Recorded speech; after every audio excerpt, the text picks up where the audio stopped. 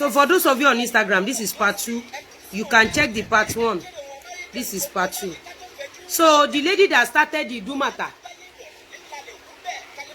is a Iyabo senior student under Gislova Namebo. The lady is dead today. And Do Matter Jono láti gbà yẹn náà láyé Iyabo Ojo ti rojú ni ìráyè mọ́. Láti gbà yẹn láyé Iyabo Ojo ti bàjẹ́. Sis.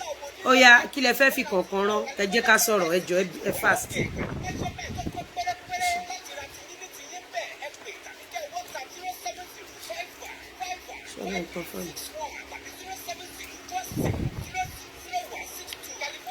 Princess Shewa.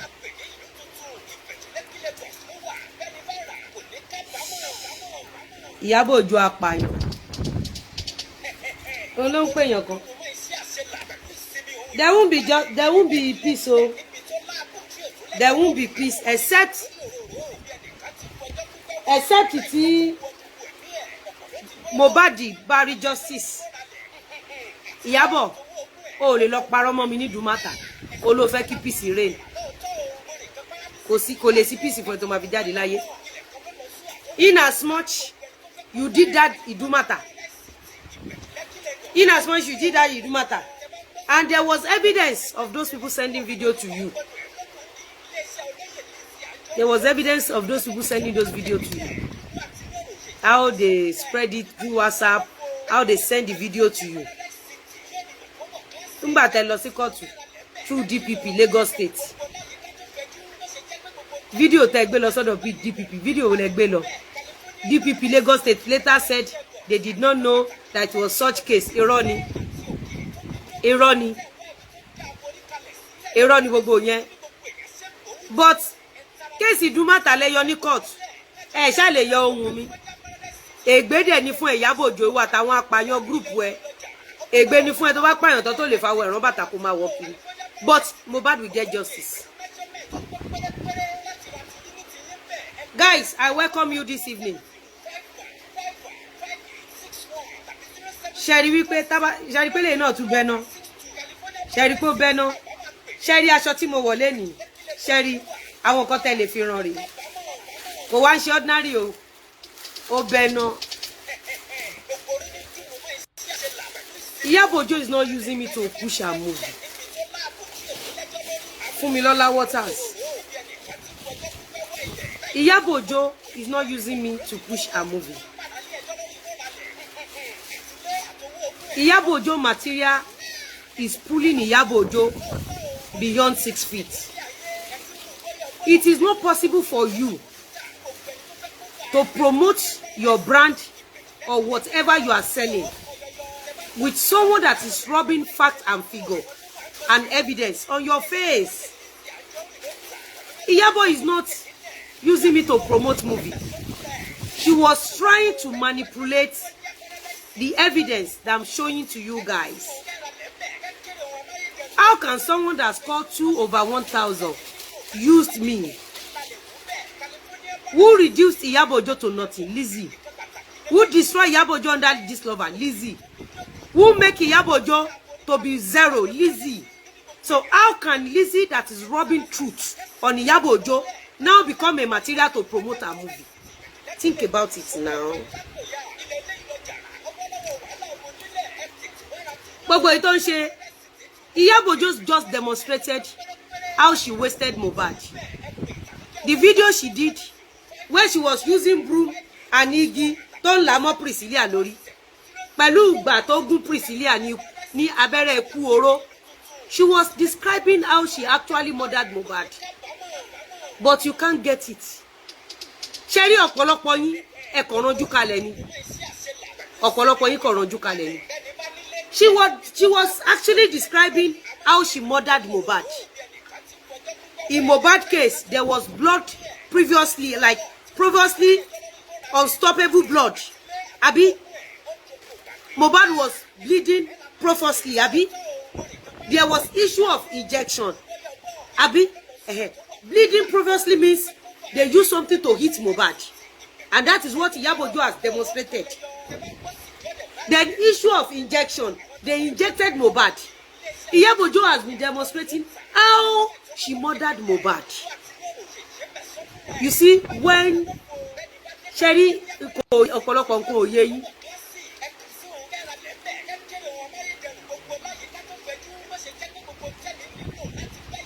You see, by the time I will finish today's show, you will now understand why she has been demonstrating how she murdered Mohbad. Let me finish today's show.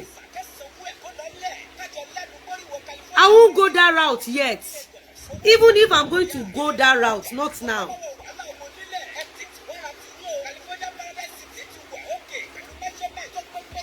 Èèyàn jáde ó ń sọ fún yín bó ṣe lu ọmọ lọ́mọ pa báwọn ṣe fún ní injection. Ẹ dẹ̀ rò pé Iyabo Ojo ló ń sọ̀rọ̀. Ẹ rò pé nǹkan kò ṣe. Ẹ rò pójú lásán ní nǹkan tí Iyabo Ojo ṣe. Ó là nǹkan mọ́.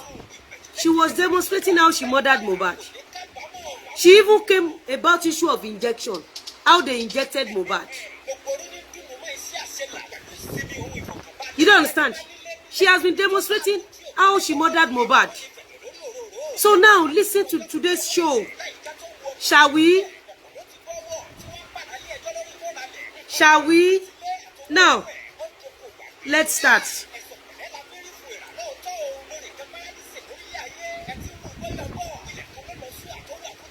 Please, I don't want TikTok gifts. I don't want any gift from anybody. I don't want free money. All I want is patronize me. If you love what I'm wearing, if you want me to sew something sweet like this for you, kindly patronize me. Am I communicating? Aṣọ tí mo wọ̀ yìí, àwọn aṣọ tó lè rán ni mo gbé jáde lálẹ́. Am I communicating? Aṣọ tí mo wọ̀ yìí, onírú aṣọ tó lè rán. Kò kí n ṣe gbogbo aṣọ ló lè rán bí mo ṣe wọ̀ yìí. Ṣé admin wa kankan ò wà hàn ni?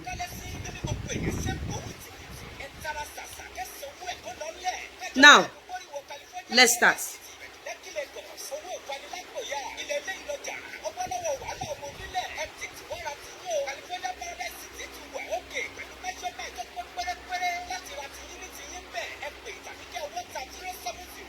Ẹ máa gbọ́ eléyìí o.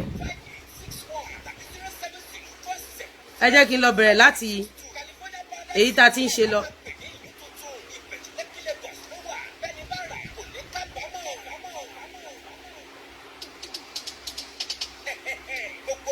Are you guys ready?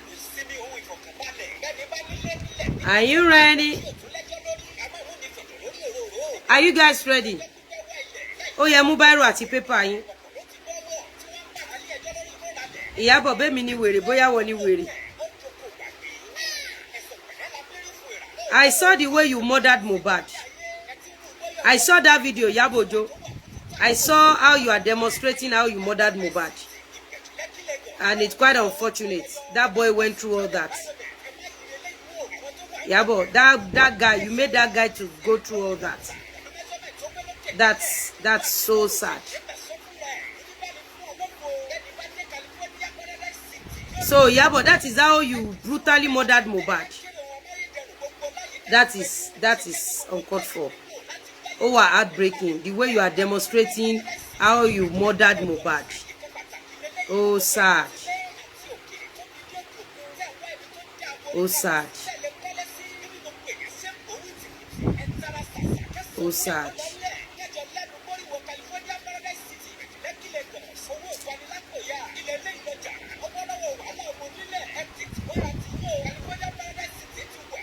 Oh, sad. Listen to this.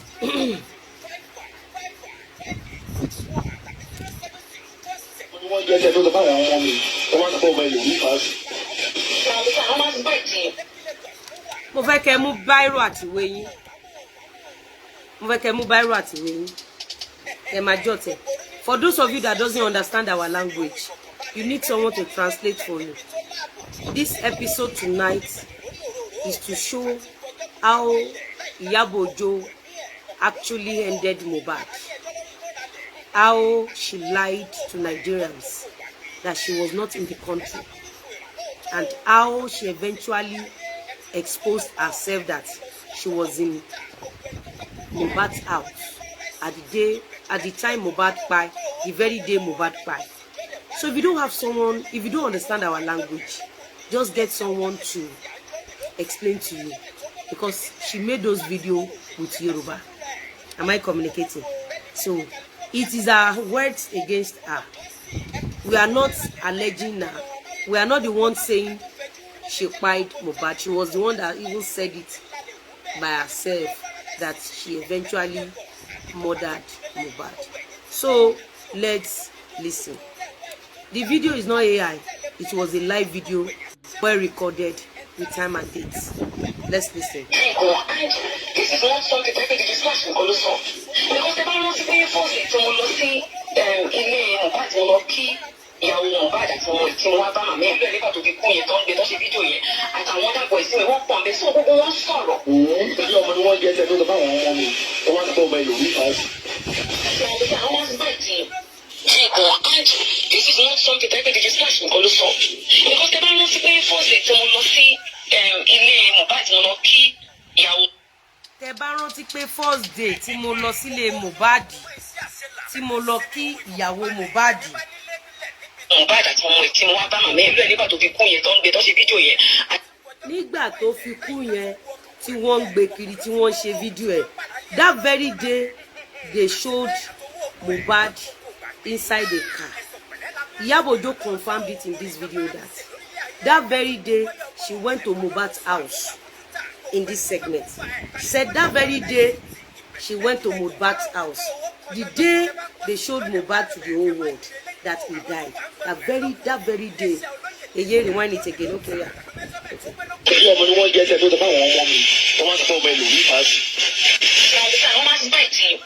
And this is not something that the discussion also, because the balance is very forceful. She even alleged and accused Naira Marley that she laced their drink with drugs. See, ilé Mohbad lọ kí ìyàwó Mohbad àti ọmọ tí wọ́n bá màmá ẹ̀ nígbà tó fi kú yẹn tó ń gbé tó ṣe fídíò yẹn àtàwọn dàpọ̀ ìsinmi wọ́n pọ̀ nbẹ sí gbogbo wọn sọ̀rọ̀. Gbogbo wọn sọ̀rọ̀. So Iyabo, you agree that very day that Mohbad died, you are in Mohbad's house. Okay.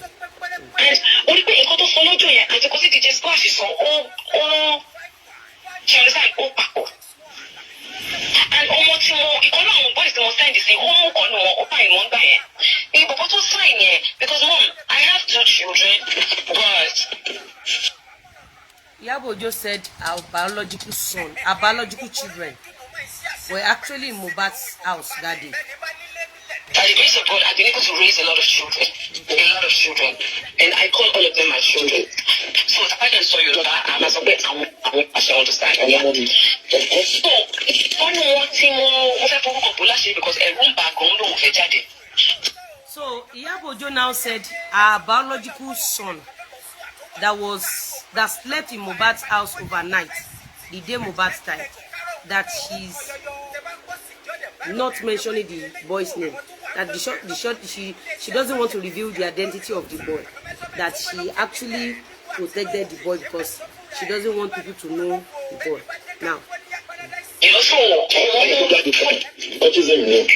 Yeah, let's go for me, mommy. Can you go? In fact, I don't pay mommy more because she ain't bad no she isha. Hello Lily.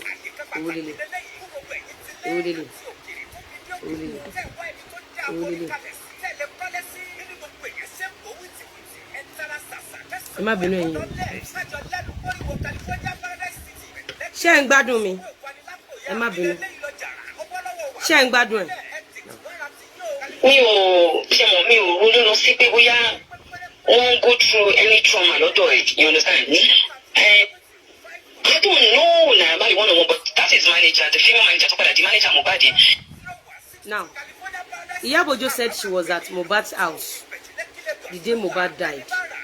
That early morning, immediately they displayed Mohbad's death, Mohbad pipe, that she rushed to Mohbad's house early in the morning that very day. Now listen to this.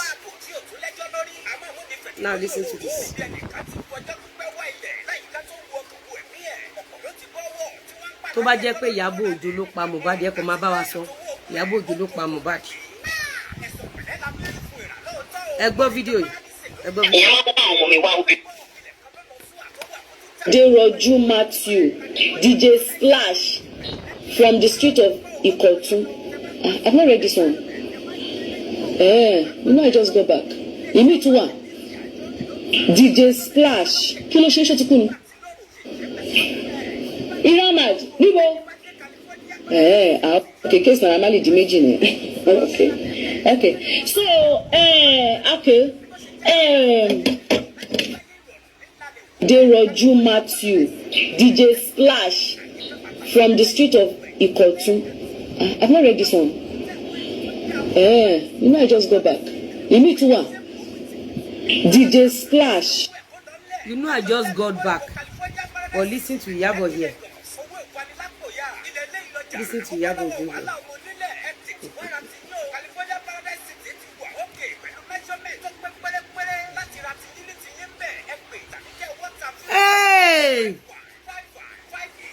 Ta ló pa Mohbad ẹ̀yin èèyàn? Pẹ̀lú àwọn evidence ta ló pa Mohbad?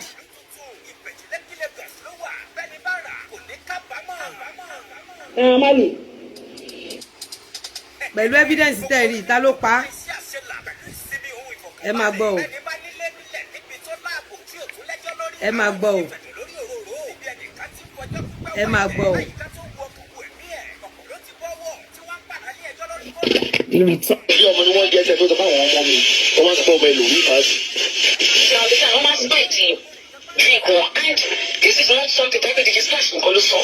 Because tẹ bá rántí pé fọ́ọ̀sì tí mo lọ sí ilé Mohbad mo lọ kí ìyàwó Mohbad àti ọmọ ẹ̀ tí mo wá bá màmá ẹ̀ lóẹ̀ nígbà tó fi yẹn tó ń gbé tó ṣe fídíò yẹn àtàwọn dàbọ̀ ìsinmi wọ́n pọ̀ ń bẹ sí gbogbo wọn sọ̀rọ̀. Gbogbo wọn sọ̀rọ̀ and orí pé nǹkan tó sọ lọ́jọ́ yẹn àti kó sì DJ Splash sọ ó.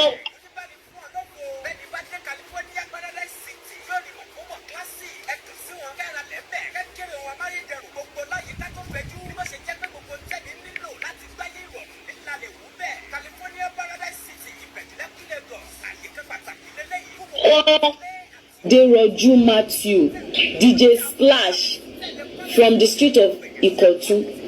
I've not read this one. You know I just got back. You meet one. DJ Splash. Kí ló ṣe ti kú ni? DJ Splash tó lẹ́jọ́ wà nílé Mohbad láàárọ̀ ọjọ́ tó kú.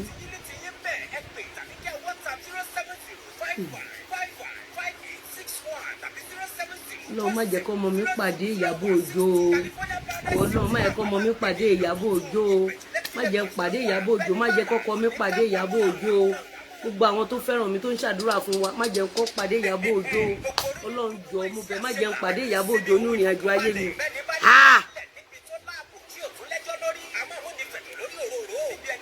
Gbogbo ẹ̀yin abiyamọ tẹ́ ẹ máa jẹun ọmọ jẹ́ rí kọ́mẹ́ǹtì yẹn. Ẹ jẹ́ rí kọ́mẹ́ǹtì yẹn èèyàn. Gbogbo ẹ̀yin abiyamọ tẹ́ ẹ máa jẹun ọmọ. Ẹ jẹ́ rí kọ́mẹ́ǹtì yín. Òun ló lè ràn wá lọ́wọ́. Ṣé rí tẹ́ ẹ bá kọ́mẹ́ǹtì kò lè pè wá. Ẹ gbọ́ mi, ẹ gbọ́. Ẹ máa gbọ́. Odojue Matthew, DJ Splash from the street of Ikotun. I've not read this one. You know I just got back. You meet one. DJ Splash. Kí ló ṣe ti kú ni? Iramad, Nibo. Okay, case na normally di méjì ni. Okay. So, okay. My lawyers are watching me. Please, I need you to also include DJ Splash into the letters that we'll be sending out to all the necessary authorities. Yes, we heard he ran mad, and we heard his mother, Abi, came out to talk about it, and the boy needs medical help. So we also need to look into him, and I need you to please, you're watching me. Right.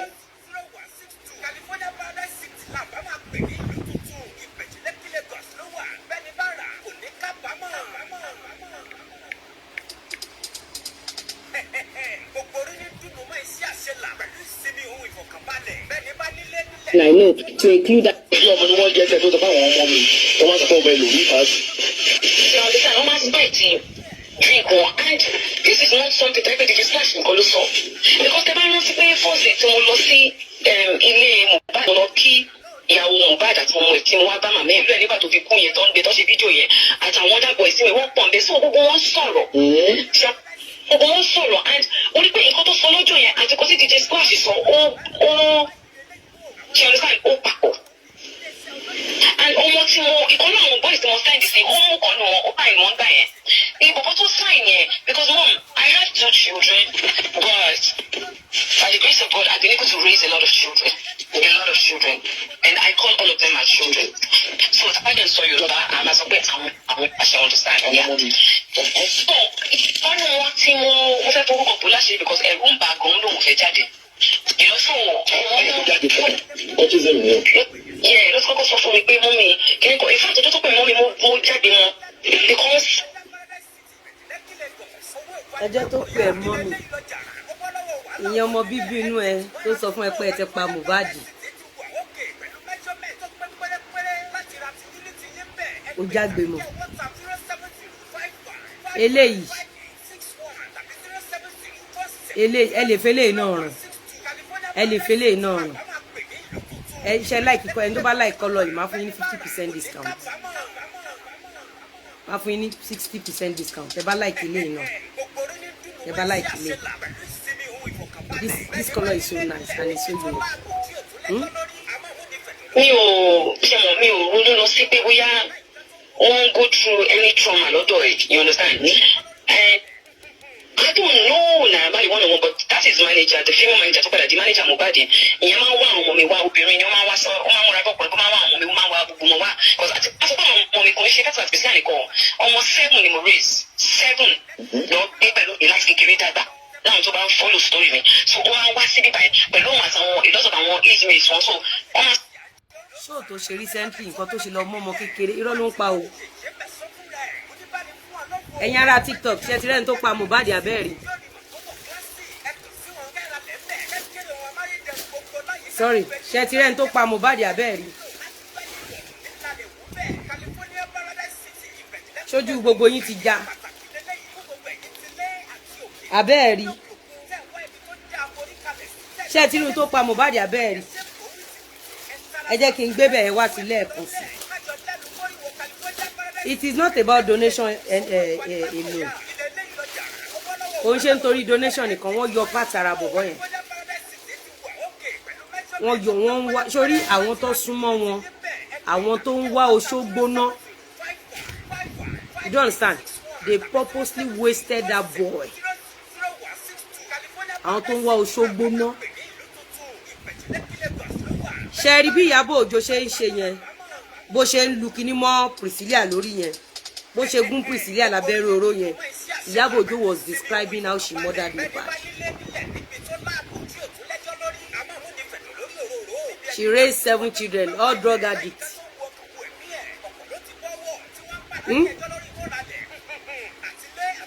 Nǹkan tí mo fẹ́ kẹ́ ẹ mú bí kí lẹ understand nínú fídíò méjèèjì ẹ jẹ́ kí n tún gbé wá nǹkan tẹ́ bá understand nínú fídíò méjèèjì gbogbo abiyamọ tí ò ní fojú sunkún ọmọ ẹ jẹ́ kí n rí comment yín kí lẹ understand nínú fídíò méjèèjì kí n lè bá mọ̀ bóyá à ń communicate mo gbọ́.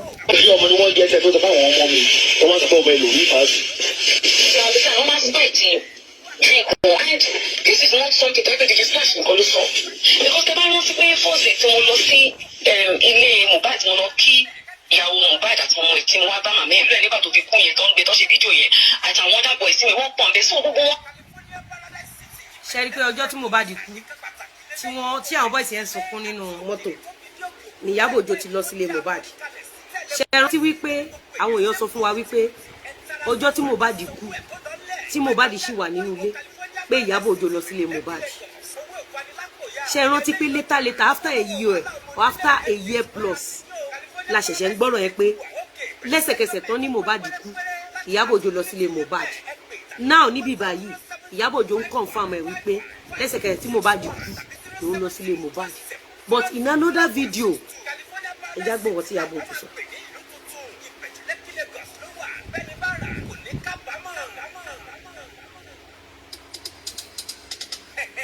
gbogbo orí ní dùn mọ́ iṣẹ́ àṣẹ là pẹ̀lú ìsinmi ohun ìfọ̀kàn. in another video. Ẹ̀gbọ́n nǹkan tó sọ.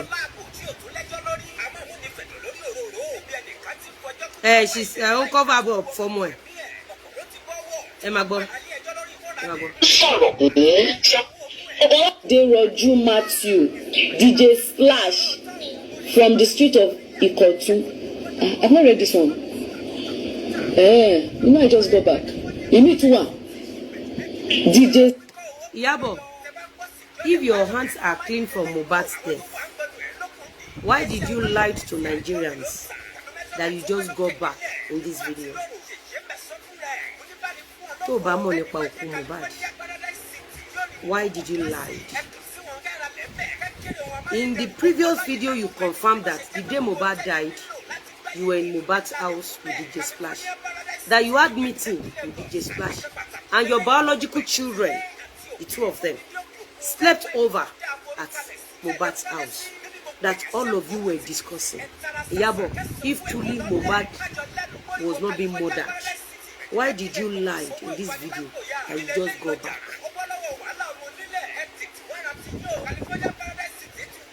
Iyabo, for the fact that you went to Mohbad's house in the morning, the day he died, and you came out after a few days and lied to the Nigerians that you just got back, means Mohbad was being murdered.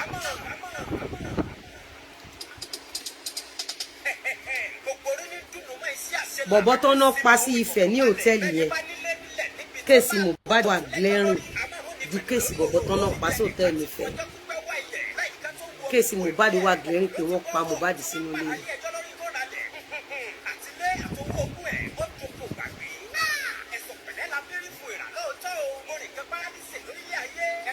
Ẹni ní pé now that you are hammering on this case, she will come out with the injection to inject our mother, ọmọ ìyàwó irọ́ ọmọ ẹ̀ obìnrin ló inject ikú àtọmọ ọmọ ẹ̀. Rakim kú gbóná ikú rèwerèwe ló inject. Gbogbo orí burúkú tó ń ṣe yẹn, èmi tí mo ní evidence gidi lọ́wọ́, má bẹ́ẹ̀ gbé kámẹ́rà. Ìsìn kọ́ ni tí má fi dé lóhùn, má fi dé lóhùn. Bẹ́ẹ̀mi ni mo ní rejection. Bí wọ́n ló ń display bó ṣe pa Mohbad, bẹ́ẹ̀ ṣe kọ́kọ́ fọ́ nǹkan ọmọ lórí, bẹ́ẹ̀ ṣe fi nǹkan gun lórí, tẹ́jẹ̀ ń yọ lórí ẹ̀, kẹ́ tó wá inject ẹ̀, kẹ́ tó wá ṣe ọrùn ẹ̀. Wà á rí pé wọ́n ló ń describe bó ṣe pa Mohbad.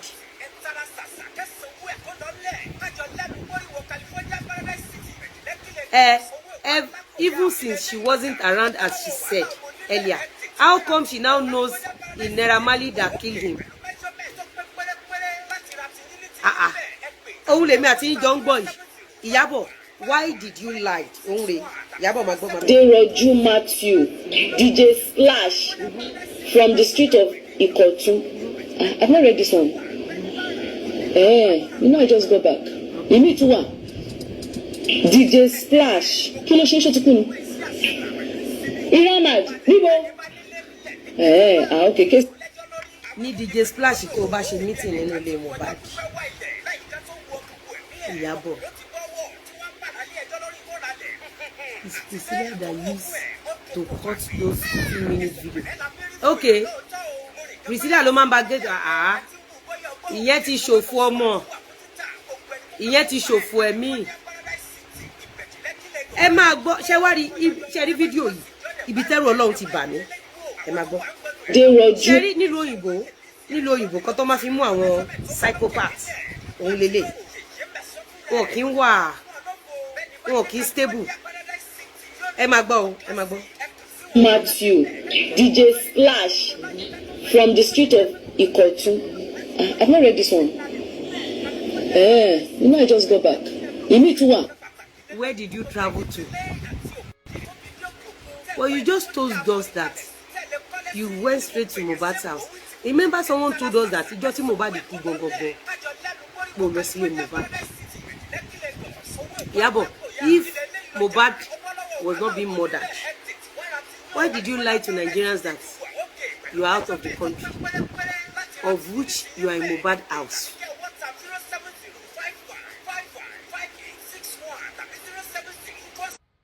Kí làwọn ọmọ bíbí inú ẹ̀ ń ṣe nínú ilé Mohbad àsàtàárọ̀ ọjọ́ tó kú? Iyabo wọ́n ní kó o ṣí international passport ẹ̀.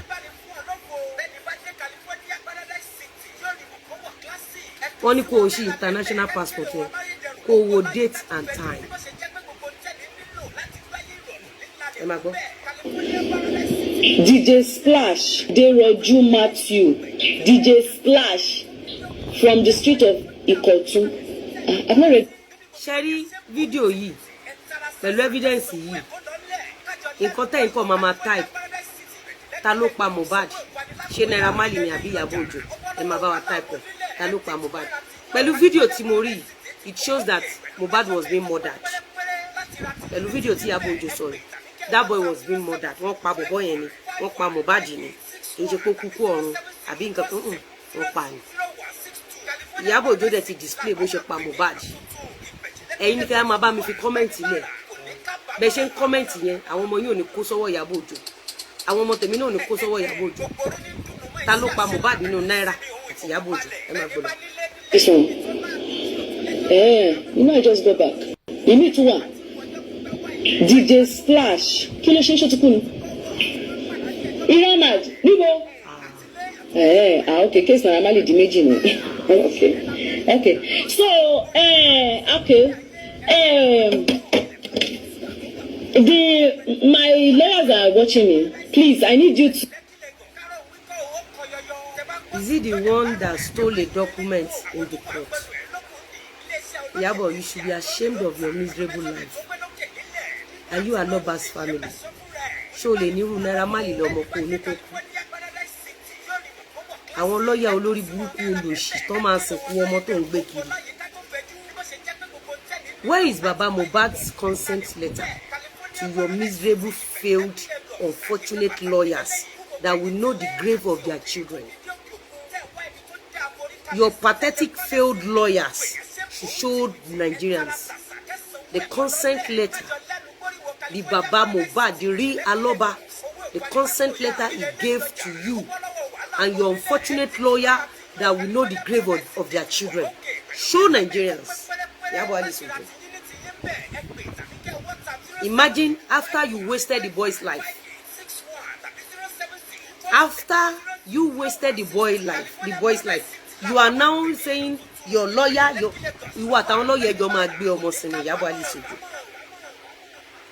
Àwọn lawyer ẹ tó ń bẹ ṣe orí burúkú tó ń ṣe tó bá ké ní kọlá kan jẹ wọn mọ́ àgbé òkú ọmọ wọn pàdé wọn nílé. You are such a pathetic failure. And it shows how incompetent the Yoruba community is. Iyabo Alisojo, your attitude within Yoruba community shows that Yoruba had nothing. They have no culture, they have no training, they have no discipline. It shows that Yoruba people are nobody in the continent. Who the hell are you? Ìwọ àtàwọn lọ́yà ò ní ṣe oríire Iyabo Ojo. Ikú burúkú ló máa pa àwọn lọ́yà ẹ àti ìwọ Iyabo Ojo. Ìwọ àtàwọn lọ́yà Iyabo Alisojo ọ̀run máa fi kú ọmọ dá yín lóró ni nínú ìwèrèwé àwọn ọmọ yín. Imagine who the hell is your lawyer that did not ask for consent letter from Baba Mohbad that is helping you to lock innocent people to prison after you killed that boy. Oh, ní jẹ́ èèyàn Iyabo Alisojo. Ó máa gbọ́mọ sí ni, ó máa mọ sàárè ọmọ ní Iyabo Alisojo. Ó máa ṣòfò ọmọ ni. Àti Priscilla, àti Festus, àti Rakimu, ó máa mọ̀pin wọn, ó máa kú lójú ẹ̀mí ẹ̀ Iyabo Ojo. For you to have lied to the society that you were not in Nigeria the day Mohbad died, not knowing you spent good 3 days in Mohbad's house. Ó máa ṣòfò ọmọ ni wà tí lọ́yà tó ń pè yẹn. I want to challenge your lawyers. They should give us the consent letter from Baba Mohbad. Are you Aloba's family? Were you the one that gave birth to Mohbad? Who are you to Mohbad? You pathetic killer. Olórí burúkú olóṣì. Olóṣì ọmọ ọ̀bánújẹ́. Àwọn lọ́yà ò ní ṣe oríire Iyabo Ojo. Àwọn lọ́yà ẹ máa gbé ọmọ gbìn ni. Àwọn lọ́yà ẹ máa sin òkú ọmọ ni. Olórí burúkú olóṣì. If you don't want ẹ ṣe lọ jalè ní court, that is how you and your lawyer, that bastard, that is how you went to court to go and steal documents.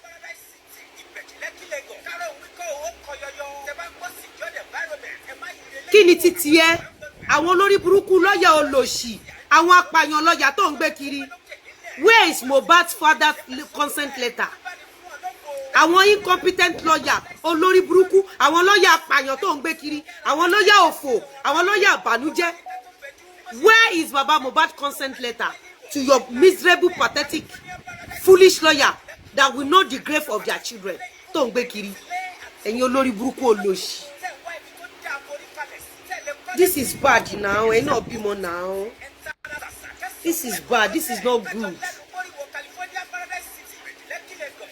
Ẹ gbọ́ now. Ẹ máa gbọ́.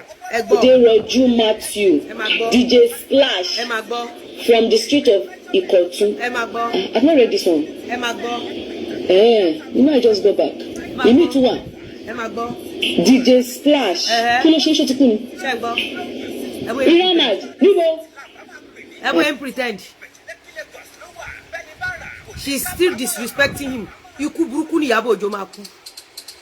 Àjọgbà àwọn tó ń gbèjà àtàwọn tó ń gbèjà. Who is Iyabo Ojo to Mohbad? Bá wa kọ́ ta ló pa Mohbad nínú Iyabo Ojo àti Naira Marley.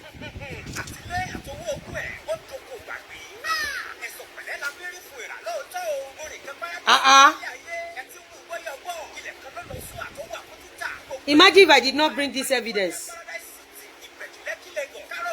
Imagine if I did not bring this evidence. 1 minute she said she's not in Nigeria. The second minute she said she's in Mohbad's house. Who are you? To Aloba's family. If you rock something like this, you just give me white purse or white small bag or wine. Lórí burúkú olóṣì.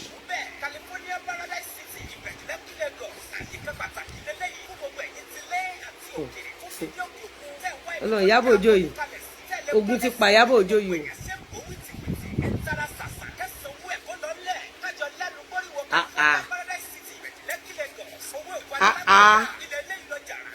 One minute òun wà lé Mohbad. Second minute òun travel. Ní DJ Splash tó sọ fún wa wípé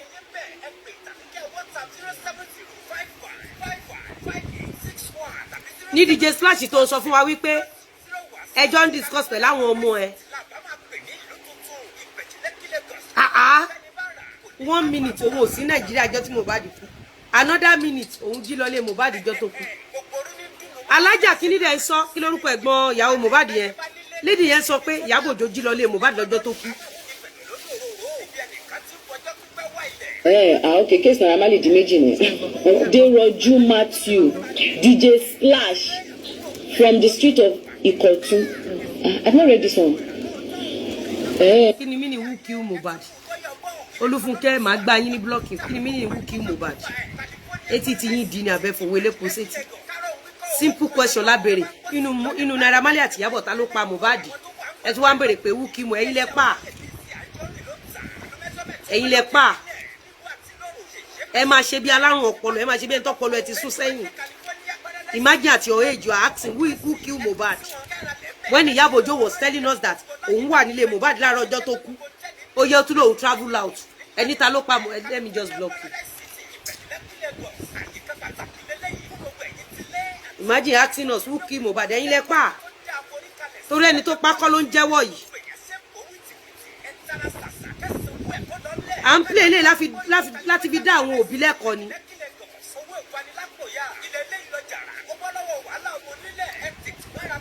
Some of you that are saying it's Iyabo Ojo is nobody. You guys don't have strong evidence. And she distracted you guys from what really kpai Mohbad. And because you guys are not being serious about it, there's nothing government can do. If Nigerian police did not see concrete evidence, there's no how they can prosecute Iyabo. You need concrete evidence for the Nigerian police to take her to court. When you guys were mentioning Ọba kan ni Ọba kọ́kọ́, you were no mọ nǹkan tó ń ṣẹlẹ̀ ẹ kò kàn dá yín ríboríbo.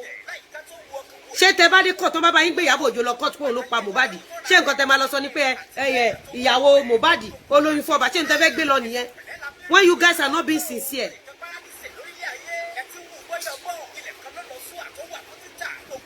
If you all remember that Mohbad discovered something in his bag, Iyabo and Ajagani Jogon wanted Mohbad to carry drugs to UK, but Mohbad refused. That is another reason. God bless you. Skyray Blue. Me ni wa yin ti another ọjọ́ tó ti fi drug sínú báàgì ọmọ yẹn pé kó bá wọn gbé. Tọ́mọ yẹn ti yọ drug yẹn sílẹ̀ bàbá ẹ̀ ló sọ bẹ́ẹ̀ allege nìyẹn. Àtijọ́ ẹ̀ náà ti target ọmọ yẹn fún kú. So they purposely wasted that boy.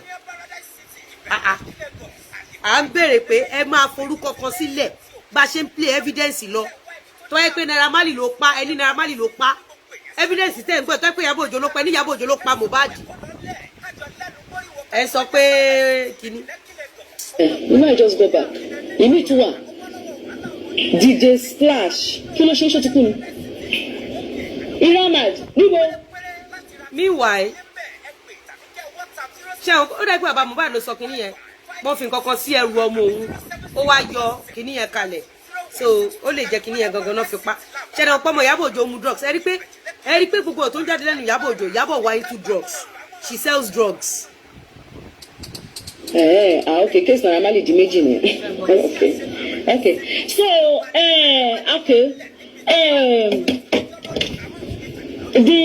my lawyers are watching me. Please, I need you to also include DJ Splash into the letters that we'll be sending out to all the necessary authorities.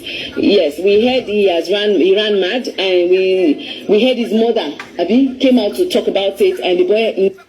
Where is your medical document? The back that DJ Splash ran mad. Where is your medical document?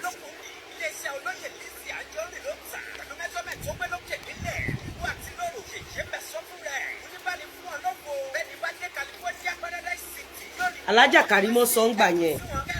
Iyabo Ojo ò jẹ́ kán gbóhùn Karimo. Ó kàn ń da Alájà Karimo ríboríbo.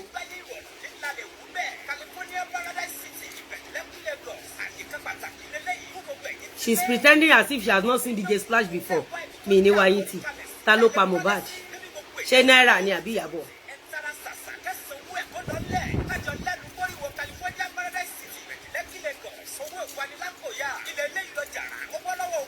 Ṣé Naira ni àbí Iyabo? Ẹ ṣàkí ṣe bí ọ̀rọ̀ àwọn lọ́yà mi. Àwọn lọ́yà amúrọ̀bà. Àwọn lọ́yà tó lọ jalè ní kóòtù. Iyabo Ojo, she's nobody o. Olórí burúkú mo ti gbé lọ kóòtù o. Kò sọ yẹn o. Ẹ̀rí tó sọ lánàá pé they want to settle èmi mo ti gbé ẹ lọ kóòtù. Mo ti la wèrè mọ́ kóòtù. Ó máa ṣẹjọ́ kú ni. Ẹ̀rí pé kò lè sọ̀rọ̀ pé mo ti gbé òun lọ kóòtù. Kò lè sọ̀rọ̀. Olórí burúkú fẹ́ tọrọ báárà lánàá. Òun ò fẹ́ gbé lọ sọ́dọ̀ ọlọ́pàá. Ọ̀dọ̀ ọlọ́pàá tó kọ 72 petition ló fẹ́ gbé lọ. Ẹ tún ṣe petition online, abẹ́ ṣe petition online, tẹ́ pé PPRO, tẹ́ abẹ́ pé Lagos State Governor lémi lórí. Needs medical help, so we also need to look into him, and I need you. Donation. To please, you're watching. Right now, I know to include that in the letter that we are sending out here. All right. Now. Iyabo Ojo ń ṣe gbana business, no doubt. No, àwọn ọmọ ẹ̀ ló dẹ̀ ń bá ta kiri, no doubt. Ìtorí ẹ̀ ló ṣe ń rí story both of people yìí, ló ṣe ń rí story wọn kan. On Wednesday, because on Wednesday, either Tuesday or Wednesday, I will announce it. So we are sending the letter on Monday.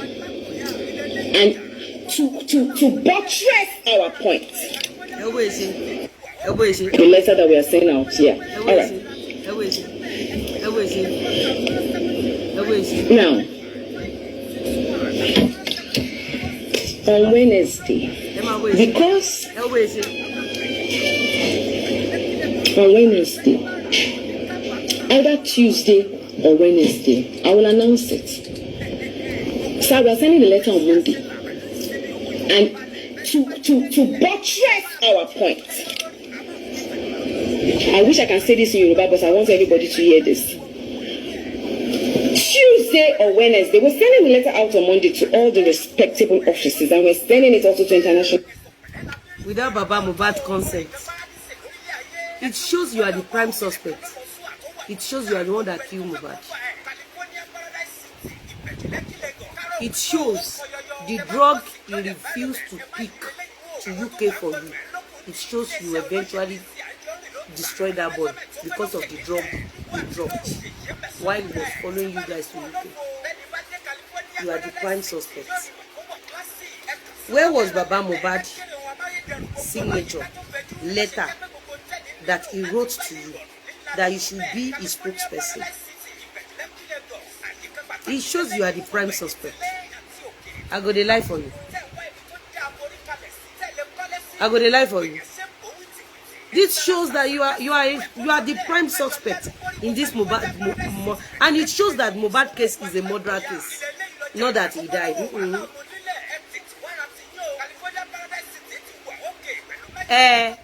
Ọwọ́ ti dé ọbẹ̀ ti sọ.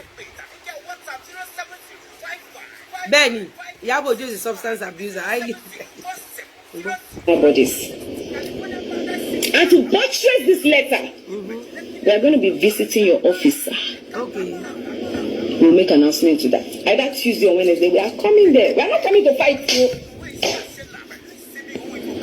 We are not coming to fight, but we are coming to your office, so that you can understand that we need justice. So that you can understand that we need justice.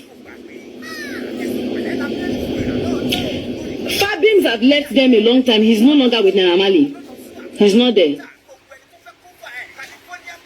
You said Fabims has left Naira for a very long time. He's not there. It shows you are the prime suspect. It shows you are the killer. Every word that comes from your mouth in this video shows you are the one that ended Mohbad. Listen to it yourself. Listen. We need justice. So we are going to do a peaceful rally. A peaceful rally to pull Naira down. You need justice. Your children were there when he died. A black jeep came in the middle of the night while he was still alive. The black jeep left. You went to his house. Where was HDR of Mohbad's CCTV camera? So even if you needed justice for Mohbad, tell Nigerians the meaning of your justice. You said you need justice for what or what? Justice for a son of a father that never appointed you, nor wrote any letter to you. You said you needed a justice on someone that died in his house. His wife was there. Your 2 children were there. All his friends and families were there. And you came to social media telling Nigerians that you needed justice. Justice for what? Were we there when you murdered him? Were you there when you injected him? Were Nigerians there when you purposely struck him? So justice of what? Do they kidnap him? Do they assassinated him? Were Nigerians looking for him? Were his family looking for him? So what justice were you looking for, Mrs. Killer?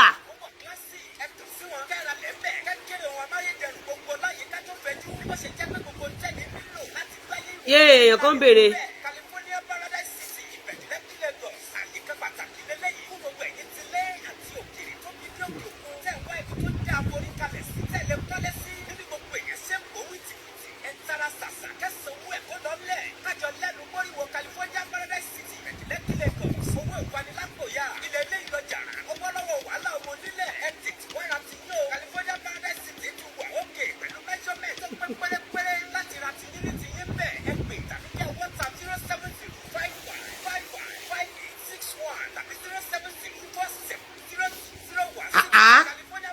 Justice for what? Now you are describing how you murdered this boy. You are telling Nigerians how you strike his head, how you injected him. Iyabo, justice wo ló ń wá? Ṣé justice irun orí ẹ̀ tẹ́ gé ni àbí justice èékánná ẹ̀? Ṣé àwọn tẹ́ ta ẹ̀jẹ̀ fún òsanwó ni àbí justice kí ló ń wá? Mo fẹ́ mọ̀ justice nǹkan tó ń wá. Of course, no doubt, this is beautiful. This color here is beautiful. Ẹ gbàgbé ẹ̀. Wà á rí báàgì wine kan báyìí bẹ́ẹ̀ bá mi gbé. Fún mi ní báàgì wine tó wà bẹ́ẹ̀.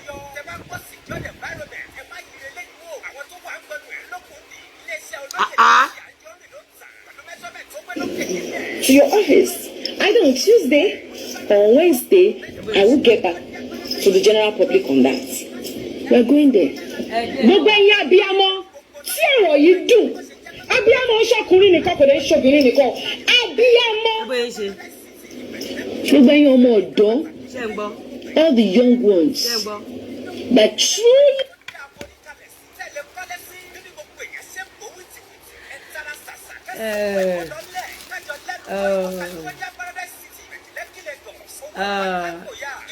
Iyabo ló pa Mohbad o.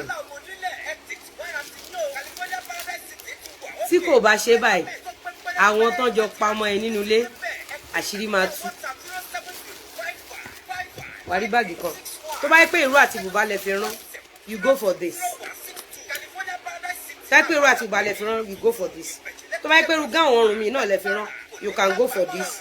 Wà bá mi rí wine bàtà mi bẹ́ẹ̀ bá mi kó. Wà bá mi gbé báàgì kan tó wà bẹ́ẹ̀. Wine ó wà bẹ́ẹ̀. Gucci da. People who still relate with Iyabo, I wonder how they do it. They do it now. Giving up on anyone. He truly wants justice for Mohbad. We will pick a date, either on Tuesday. Justice of donation. And you were chatting all these big musicians. You are collecting money from them, telling them you want to buy mineral for those that are doing rally. Iyabo, look at how you ended Naira Marley's career after that boy gifted you love, money. Even the boy was a father to your son and to your Olosho daughter. Look at how you repay Naira Marley back, Iyabo. Just like that. Look at the way you just destroyed that boy. Just like that. Iyabo Alisoju, just like fucking that.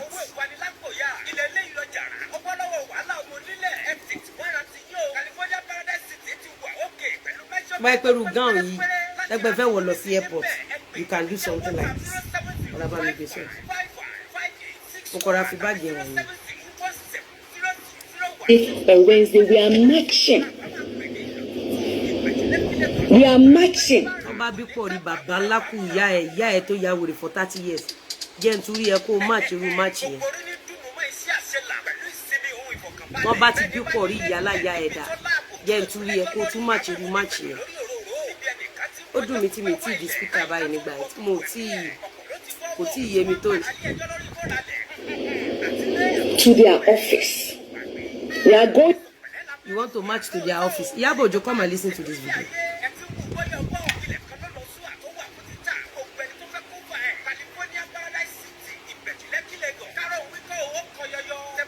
In there, because we need. Naira Marley,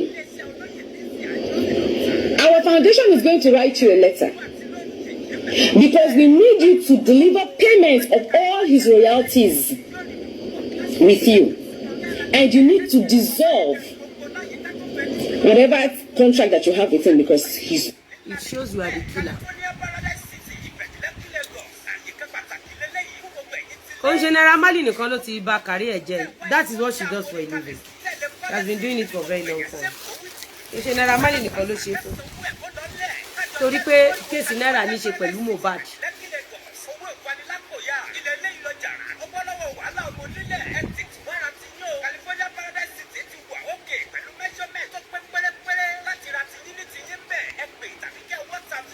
Yeah, but before you do that music agreement with you, look, I'm coming again.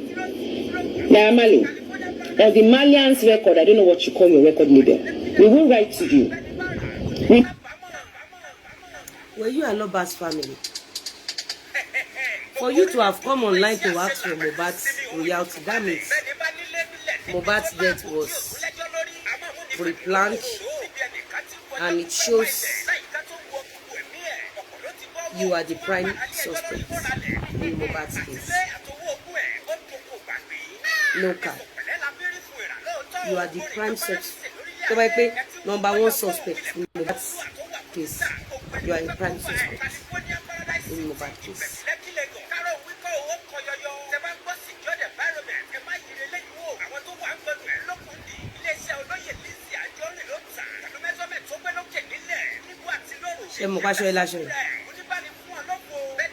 You are a prime suspect in Mohbad's case. Metallic, red, silver, and gold. Elbisto Legendazo. Aṣọ. Magic if you're wearing wrong completely bad. Funny enough, almost the company.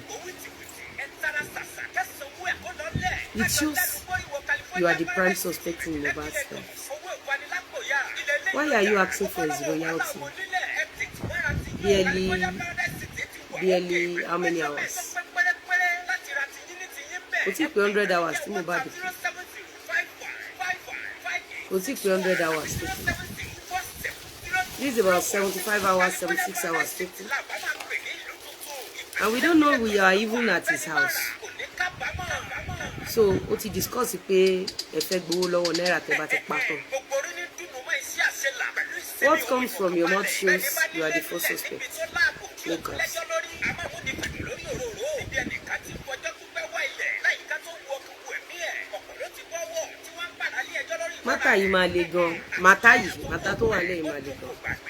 With payment of his royalties with you.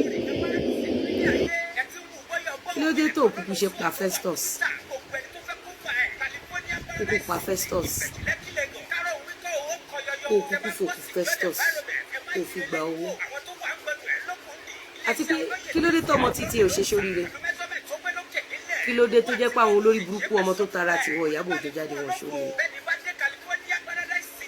Why are you bragging on someone's son? Instead of doing this rubbish, instead of exposing yourself that you are the real killer, why can't you even buy your own festus? O de kò lè pẹ́ iye olórí burúkú tó ń lọ club kiri àbí kó para kíni. Why do you want to make such money on Baba Mohbad's tears? Why are you after making money from Baba Mohbad's pain? Kí ni títí ẹ? Kí ló dé pé ìbànújẹ́ Baba Mohbad, ẹkún Baba Mohbad, òṣè Baba Mohbad, ìkáwọ́ lórí fẹsẹ̀jọlẹ̀ Baba Mohbad, ẹrù abiyamọ tí wọn gbọ́dọ̀ kà mọ́, tí wọn gbọ́dọ̀ tún fún ẹni abiyamọ tí Baba Mohbad ni wọ́n wá fi sílẹ̀kùn báǹkì tó bẹ̀ sí fi gbowó. Kí ló dé tó ṣe lè pa Festus? Ikú Festus ò lè fún ẹ lówó tó kú Mohbad. Tó lórí ire ọmọ bá dùn bí ni, kí ló dé tó ṣe bá wọn bí kan? Tọ́mọ ológo bá dùn bí ni ò ṣe bá wọn bí kan àbí kó jẹ́ kan. Imagine you were not even being sensitive. You were not being sensitive or disrespect òkú Mohbad bí. Rate tó fi disrespect òkú Mohbad Iyabo, ọ̀run máa fi kú ọmọ dá ẹ lóró ṣe. Ní rate tó fi disrespect òkú Mohbad. Tó bá jẹ́ pé tòótọ́ ni òkú wẹ̀yìn wò, ọ̀run máa fi kú ọmọ dá ẹ lóró, ọ̀run máa fi kú ọmọ gbẹ̀mí ẹ lójijì. Your level of disrespectful is out of this world. Even in Igbo land, tí èèyàn bá kú ká má tí sọmọ kékeré bẹ́ẹ̀ yẹn. Gbogbo family, some will mourn for 41 days. Some will do three months. Some will do 3 years. I have never seen anybody in the whole world disrespecting a dead, glorious boy like this Mohbad. You want justice for Mohbad, and you are destroying his father for your gain. You were telling Nigerians that Baba Mohbad is after money. So what are you after? Kí ló dé tó ṣe kúkú pa gbogbo ọmọ ẹ? Ọmọ carpenter tó kú, ó wá múra kankan. Ó wá fi ń bọ́ àwọn olórí burúkú ọmọ títí ẹ tí ọ̀run máa fi kú wọn dá ẹ lójú. How can you be this evil? Ọkùnrin ò lè balẹ̀, Iyabo máa gbọ́. And we need a disclosure of his musical or music. That means we are aware of his musical agreements with Naira Marley, and that is why you ended him. You ended him because you thought after ending him, you will be the one to collect all the money. When you are not the father, you are not the mother. You are a shame, Iyabo. You are a disgrace. How can you just imagine? Oh, Tomo Aloba, and you ended that boy's life. The next less than 100 hours, you came online asking for his money. That his money should be paid directly into your own account.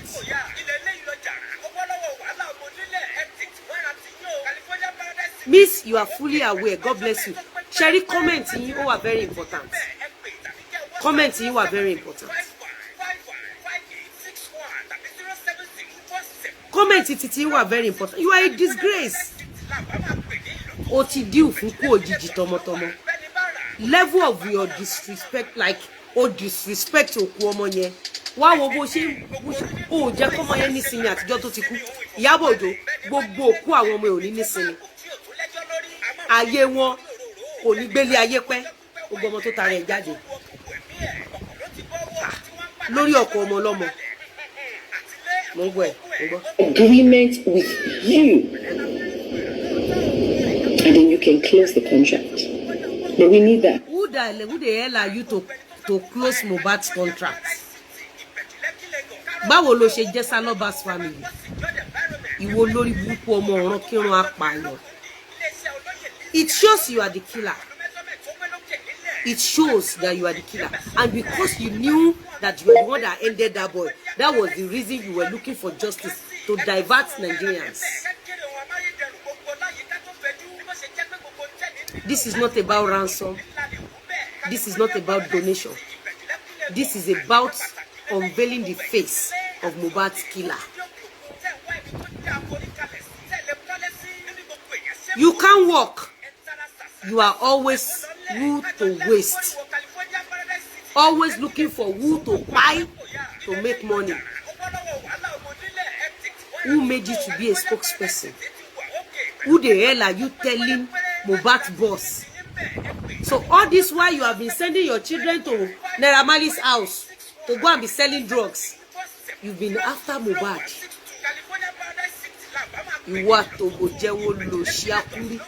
You are now describing how you murdered Mohbad. You are describing how you murdered that boy. You brought out injection, so you eventually purposely injected that boy.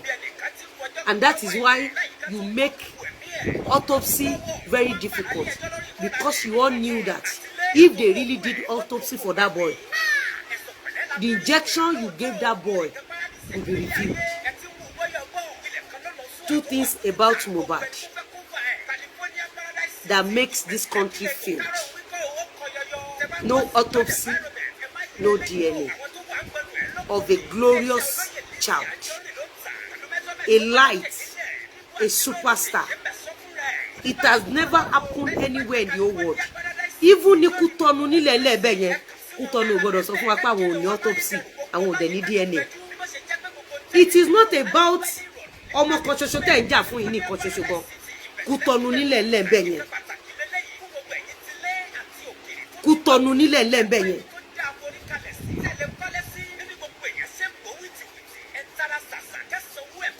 Kútọ́nù nílẹ̀ lẹ́ẹ̀bẹ̀ yẹn. They would have done the autopsy and the DNA to get if Mohbad have maybe other children. Ní Kútọ́nù ò tó gbogbo Agége. no country in the whole world, no single country in the whole wide world will ever buried Mohbad without autopsy and without having necessary tissue in reserve for DNA purpose, because he was a superstar.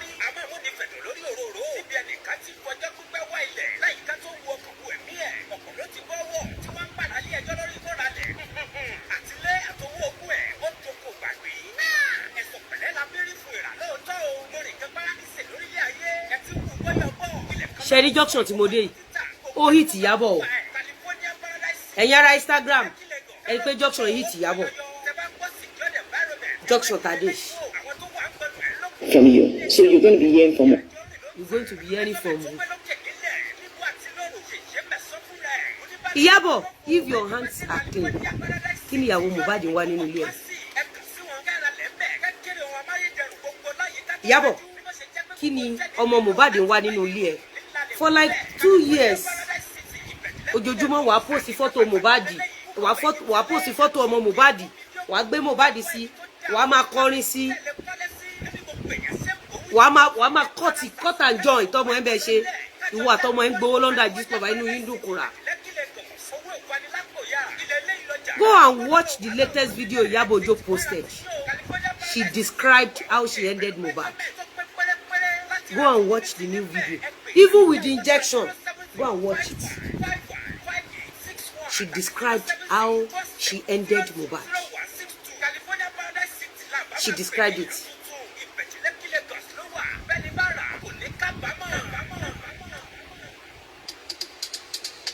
Iyabo tani bàbá ẹ. Àwọn olórí burúkú ọmọ títí ẹ tí wọ́n jẹ́ nǹkan kan. Òun raise successful children níbo. Àwọn ọmọ ẹ tó èkánná Mohbad. Ṣó tó gbé èkánná. It shows, apart from the fact that your parents are poor and failed, it shows your children are not glorious. Because a good mother tó ní ọmọ gidi kò gbọ́dọ̀ máa wà tó wù Iyabo. Kò gbọ́dọ̀ máa wà tó wù. Agbo. Okay.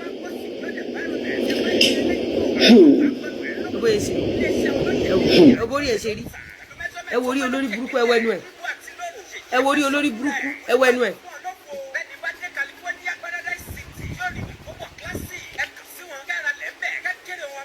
Olórí burúkú ni gẹ́ yìí mẹ́. Ẹ wo rí olórí burúkú.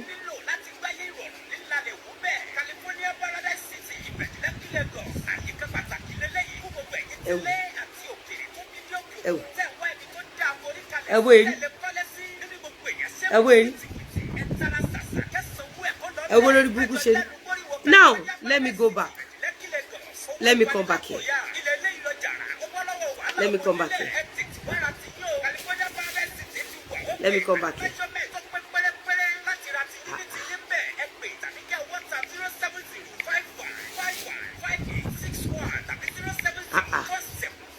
Eléyìí tí mò ń play lọ lánàá. Jẹ́ máa play ẹ lọ. Kí n tiẹ̀ dó tébẹ̀ yẹn.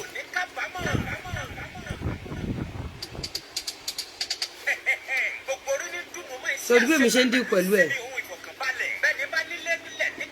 Sori mo ń dín pẹ̀lú ẹ̀.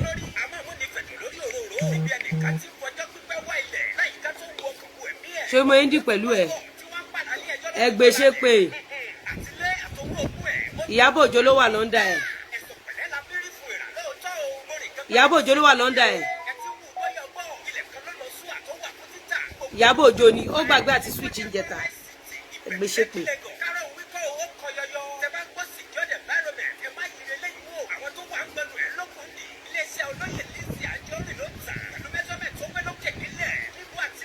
Ọmọ ni wọ́n jẹ́ ẹsẹ̀ tó sọ fáwọn ọmọ mi wọ́n máa sọ fún ọmọ ẹlò Nipa. Wọ́n máa bá ìtì drink wọn, and this is not something that everybody just smash nǹkan ló sọ. Because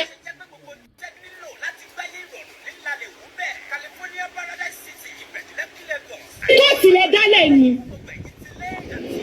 Ṣèlú sùn wọ́n ti ṣe kóòtù. Ẹgbẹ́ òní kóòtù tẹ̀gbẹ́ wọ indọ́sítírì. Ẹjọ́ ìdí kan mọ̀ bọ́dọ̀ bá kúrò lọ́dọ̀ yìí káyé ẹ̀ bá jẹ́ kí ló ṣẹlẹ̀. Ìtúwèsí pé wọ́n ló pa. Wájú yín sọ pé tọ́mọ bá kúrò lọ́dọ̀ yín ṣé káyé ẹ̀ bàjẹ́. it shows pọ́dún ẹ̀ ló kú sí.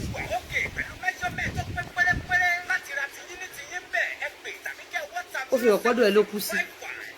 Iyabo, thank you for telling Nigerians that Mohbad was not with Naira Marley anymore. She lies them fundlessly. Ẹ máa gbọ́ segment tí mo fẹ́ play. Ẹ máa gbọ́ segment. Ẹ máa gbọ́ segment. Láti lè dálẹ̀ ni. Látijọ́ tí Mohbad ti kú. Àtìgbà tí Mohbad wà láyé. Nínú ìwà tí Naira Marley. Ta ló operate court? Ta ló ń cyberstalk àwọn èèyàn tó death? Kókó ni pé ilé yín ni Mohbad kú sí.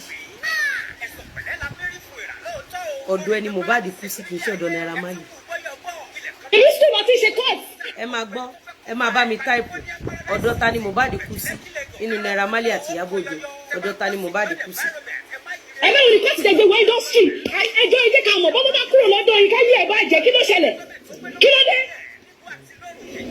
Ẹyẹ bí ẹ mọ. Ẹjọ́ ìjáde ẹjẹ́ ká bèrè question yẹn ẹjọ́ kí ló ṣẹlẹ̀?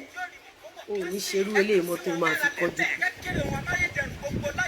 Gbogbo wa tó wù o ò tún ṣerú ẹ̀ mọ́. Ẹ̀ǹdì ẹ̀ nílé tó máa fi kọjú kù o tún wúrú wà mọ́. Ṣé bọ́dọ̀ yín ni Mohbad kú sí? Kí ló kan ti Naira Marley rẹ̀? Ó ṣe jẹ́gbà tó pa Mohbad fúnra ara rẹ̀ ni wọ́n ń dragi Naira Marley. Ṣé Naira Marley ló bẹ́ẹ̀ pa? Ṣé Naira Marley ló bẹ́ẹ̀ inject ẹ̀? Ṣé Naira Marley ló lọ bẹ́ẹ̀ pe nọ́ọ̀sì? Ṣé ọmọ Naira Marley làwọn ọmọ ẹ̀ tó sùn bẹ̀ mọ́jú? Ìgbà tó pa Mohbad tán, why are you dragging Naira Marley? Ṣé Naira Marley ló bẹ́ẹ̀ pa?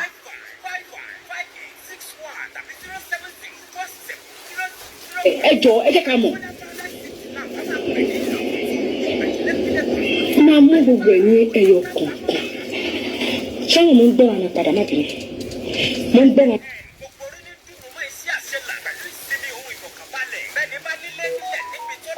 It's a lied on VDM that VDM gave Baba Mohbad lawyer and he said no.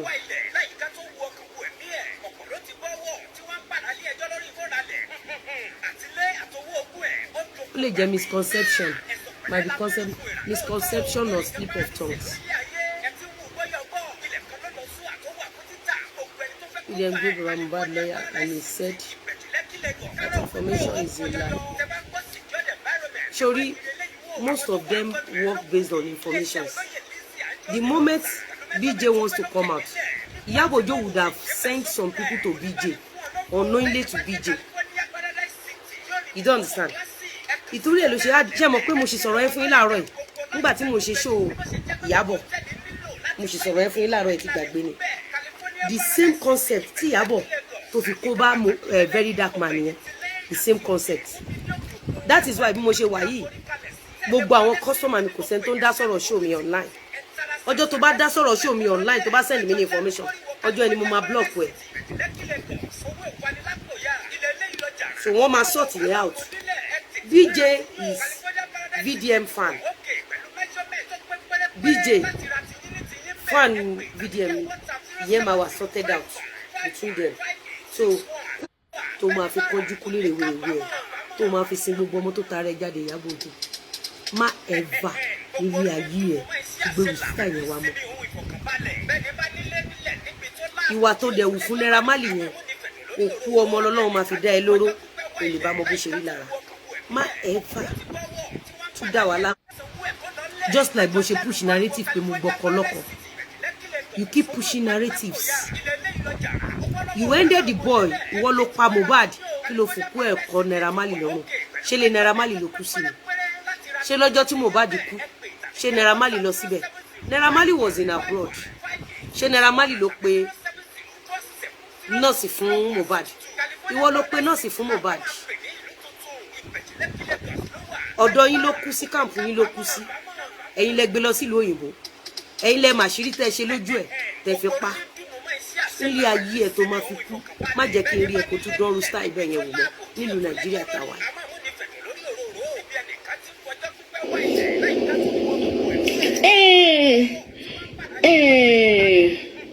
Àgbàyà Sam Larry àbí Sam kí ló ń pè ní sá?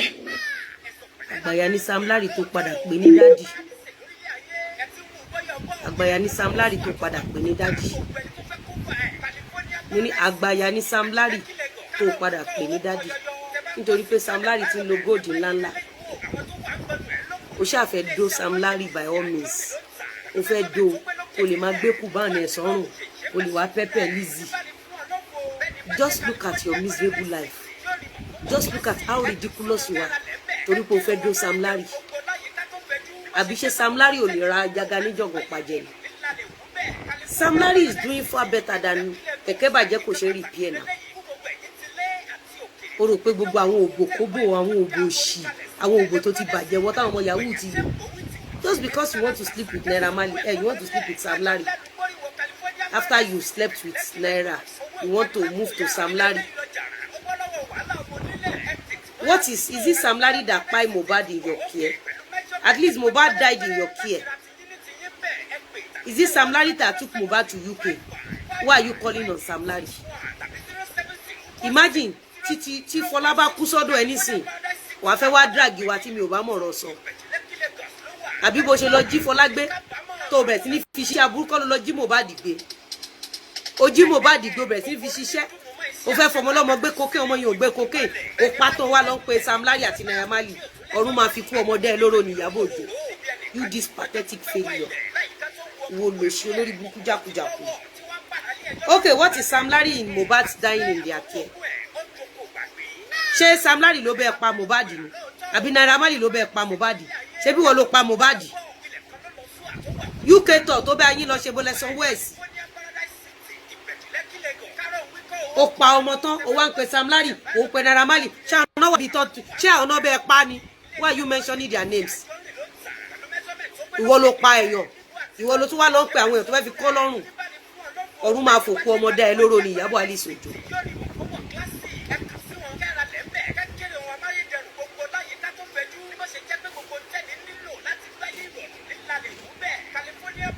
Akíndélé Adéníkẹ́. Nǹkan tó gé Dùmátà jẹ ló fi rùnà pé Iyabo ló pa Mohbad. Nǹkan tó gé Iyabo Ojo jẹ ní Dùmátà ló fi rùnà pé ló pa Mohbad. Àlẹ́jì ní kíni. Ṣé ìyá ń gbà tí Iyabo Ojo ń sọ̀rọ̀ Dùmátà ṣó sọ pé àlẹ́jì ni. Ńgbà tó mú injection tó ń describe bó ṣe pa Mohbad.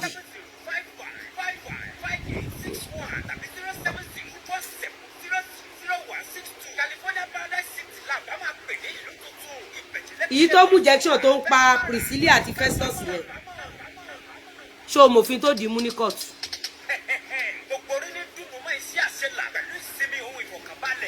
Tá bá ń sọ pé àlẹ́jì ni o à ń ṣe yẹ̀yẹ́ ni. Àlẹ́jì ni kíni? Tá bá àlẹ́jì ni à ń ṣe yẹ̀yẹ́ ni. Ebe rí pé lórí burúkú ọmọ ẹ̀ Priscilla tó máa mọ sàárì ẹ̀ ó ń ba ṣíà ẹ̀ ó mú injection ó ń gúnyàn ìwọ ló describe bó ṣe pa Mohbad iye ń sọ̀rọ̀ àlẹ́jì tí ò bá ti wà used to it kó máa pààyàn kò ní mú injection ìwọ ló pa Mohbad jáde ìwọ kọ́ ló pa o ó dẹ̀ mú injection tún describe bó ṣe pa Mohbad ṣé ká wá bẹ̀ sọ pé àlẹ́jì ni.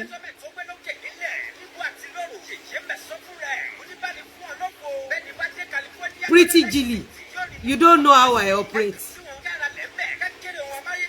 Study me pé ṣíṣe ń tẹ̀lé ni. Study me. Kì í study mi ṣe bẹ́ẹ̀. Isi àsìkò skit kan rèé. Òun ni kó máa ṣe skit. Àsìkò explanation lélẹ̀.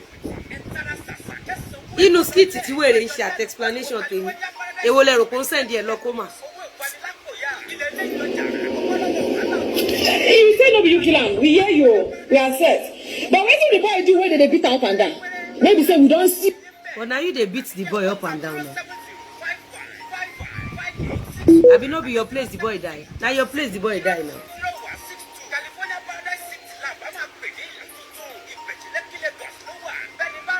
Maybe you don't describe how you take pie Mohbad. You don't describe how I am for us today. See as you dey display injection. How you take something knock Mohbad. How you take collect Mohbad blood. You don't describe everything today. Which one is for video, no be one, no be two. Why you dey beat am? Where did they beg you? We start saying. So you see Naira Marley beating Mohbad. Iyabo, with your koro eyes, you saw Naira Marley beating Mohbad. Ọ̀run máa fi kú ọmọ dá ẹ lóró Iyabo Alisi Ojo.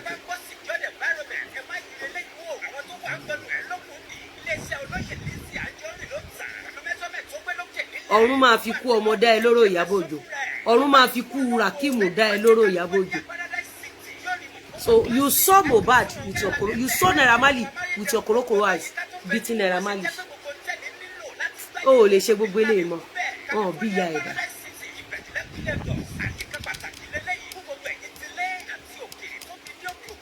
And you are saying you did not say it's Naira Marley that killed Mohbad. Give us evidence where Naira Marley beat Mohbad. Give us an evidence. Oh, Ada Abuja wẹ̀ sí ní bẹ̀bẹ̀. Daddy Sam Larry. Daddy Sam Larry.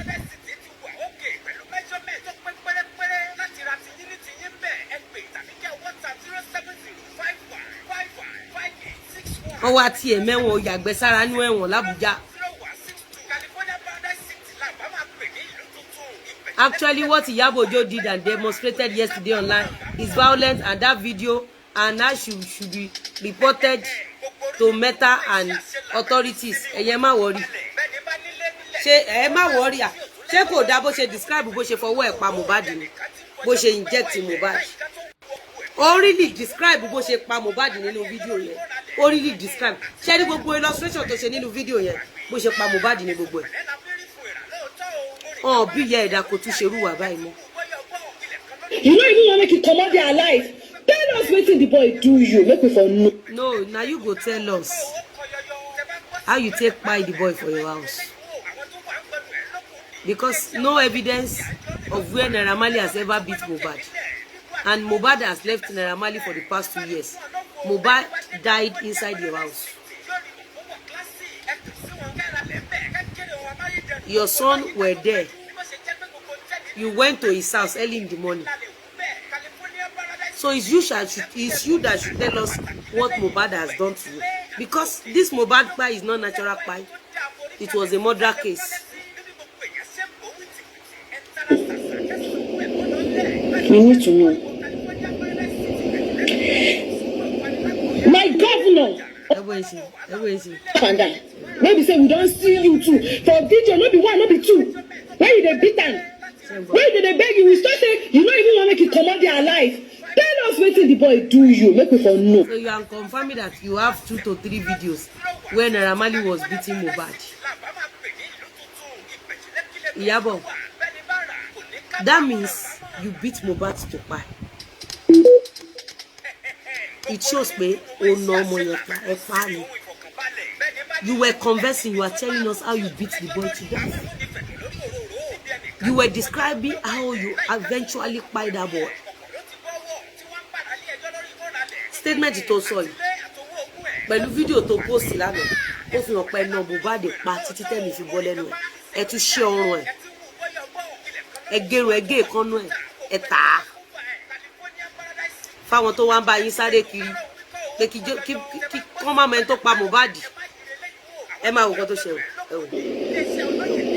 We need to know. My governor, on this Sam Larry's matter, I know he's close. You have seen him. Ogun ló máa pa Iyabo Alisi Ojo. Ọ̀run máa fi kú ọmọ dá ẹ lóró. Your governor that you betrayed. Your governor that you did not voted for. Your governor that you almost destroyed the career. Your governor that you begged during Ijesha. And God of Ijesha scattered your connections with APC. And after you lost, because election yẹn tó bá jẹ́ pé ẹ̀lú kìí ló wọlé ni wàá ti pa gbogbo ara Nàìjíríà tán. Nígbà tí Ọlọ́run dáàrin ìwà àtàwọn tó ń lòrù, tí Ọlọ́run fi ìpínyà sáàrin ìwà àtàwọn APC bí òkun pupa. Less than 2 months, the governor wọlé, you have the audacity calling the governor your governor. So the governor should come and help you to send Naira Marley to prison. The way you beg around during Ijesha, ọ̀run máa fi kú ọmọ dá ẹ lóró Iyabo Ojo.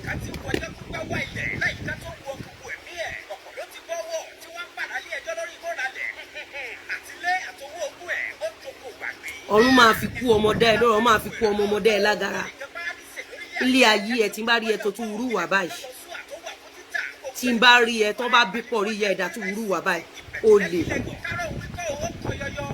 o pé gọ́vnà kan bẹ bless àwọn oní tíátà o pé wọ́n gbogbo àwọn àgbàlagbà nínú iṣẹ́ tíátà o pé gọ́vnà kan ràn wọ́n lọ́wọ́ òun pé gọ́vnà kan bẹ báyé Naira Marley jẹ́ lẹ́yìn tó mọ̀ wípé it was only Naira Marley that rooted for same governor. If there's something tó ń bí mi nínú APC gbogbo ẹgbẹ́ APC ṣe mọ̀ wípé èèyàn máa ń ṣe nǹkan kan tó máa ń jẹ́ èèwọ̀ ṣe mọ̀ pé èèwọ̀ ni bí Naira Marley ṣe lọ sí ẹ̀wọ̀n lórí kéèsì tí ò mọwọ́ tí ò mẹsẹ̀ under ìjọba APC lẹ́yìn tó jẹ́ wípé nínú gbogbo àwọn olórin pátápátá Naira Marley nìkan ló dúró fún APC.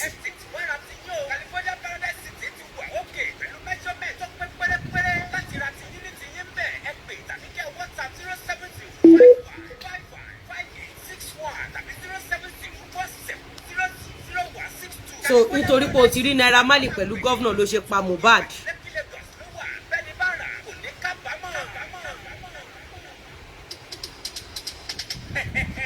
God bless you. That aspect of she just showed us how she ended Mohbad. She just showed us. She displayed how she ended Mohbad. Nígbà tí mo rí fídíò yẹn, mo study video yẹn forensically, mo study mo dẹ̀ bèrè nípa ẹ̀. Wọ́n dẹ̀ jẹ́ kó yẹ pé fídíò tí Iyabo Ojo post yẹn, she was actually describing how she ended Mohbad.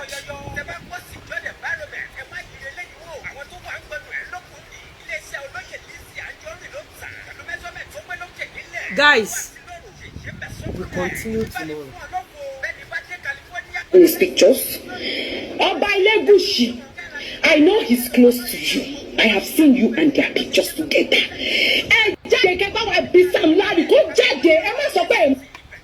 Is that why you lied on the Elegushi? So you purposely detached Elegushi from Sam Larry. You later now threw Elegushi under the carpet. You lied against Elegushi. You disseminated fake information about Elegushi.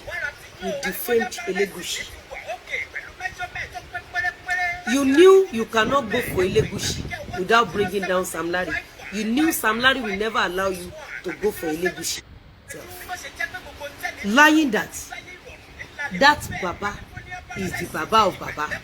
Kama sọ̀rọ̀ jù bẹ́ẹ̀ lọ.